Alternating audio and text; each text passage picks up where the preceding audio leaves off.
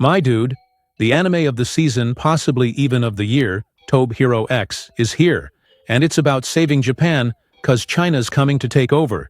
Here, heroes get their powers from people's faith. Cool, right? So come with me.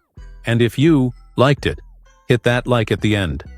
Being a hero means being the light in the darkness, the one who saves everyone without hesitation. Perfection in people's eyes. In this era, heroes are shaped by people's trust. Everyone creates heroes, and anyone can become one. That's the ad script by Lin Lin, who then gets chewed out by his boss for it, saying the ad is trash, 'cause they gotta focus only on the client. The hero, nice. Not be inspirational and say anyone can be a hero. But Lin says this is trending, and the competition for the #1 hero is back this year. So the video's title will be Tobe Hero X. The X stands for the top hero, but the secret meaning is that anyone can be a hero. Hearing that, the boss loses his patience, yelling at Lin, calling him useless, talentless, saying he can't play hero and orders him to redo the ad. Then the phone rings. Some lady named Joan calls the boss, saying she got the proposal he just trashed. Turns out Lin sent it to the client the night before, like the boss told him to. And just like that, it's over. Lin gets fired. He grabs his stuff and heads to the rooftop. Lin says the world seems to give you chances to be a hero, but people don't easily trust some random guy enough to give him powers. Then a Coetan ad plays, spouting the motivational speech Lin himself wrote, which just makes him feel worse. Poor guy's got nowhere to live and has to watch ads that just lie to him. Out of nowhere, the hero Nice appears in front of Lin, which makes zero sense. Strikes a pose, and yeets himself off the building. Gone. Then Joan shows up with her goons, sees Nice is dead, and kidnaps Lin. He wakes up in a construction site while Joan cooks up a story about Nice training in a secret location. My dude, Miss Joan is one respectable woman. Total otaku queen. Lin tries to remind her he's the ad guy who sends her projects, but she doesn't care, and demands he tell her everything he saw on the rooftop. Lin tells the truth. Nice just showed up and jumped. Joan calls her superior, saying Nice will be back soon with a surprise, while Lin tries to escape, but Joan knocks him out with a bucket. The boss reveals Nice was never the same after a certain incident.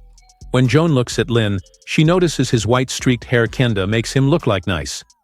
Later they head to an event, and Lin is now a full Nice clone, memorizing his lines.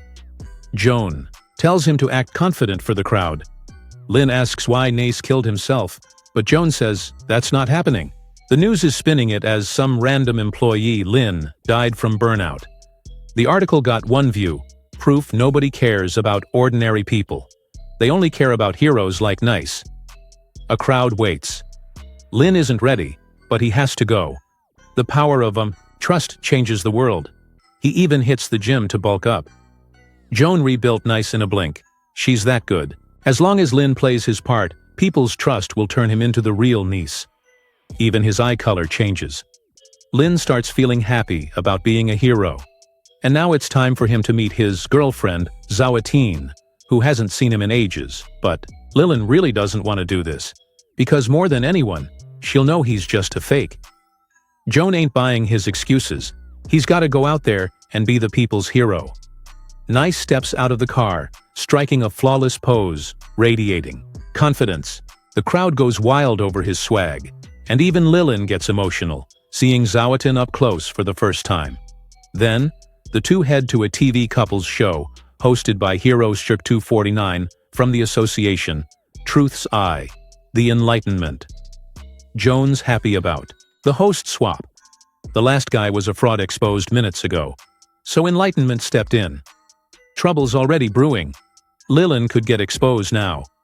Joan wants to cancel the broadcast, but then Enlightenment hits them with a wild question.